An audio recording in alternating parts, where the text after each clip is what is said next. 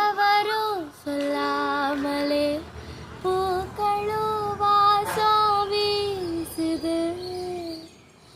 உறவும் இல்லாமலே இருவரும் ஏதோ பேசுது. எவரும் சொல்லாமலே குயிலெல்லாம் தேனா பாடுது. எதுவும் இல்லாமலே மனசெல்லாம் இனிப்பாய் இனிக்குது.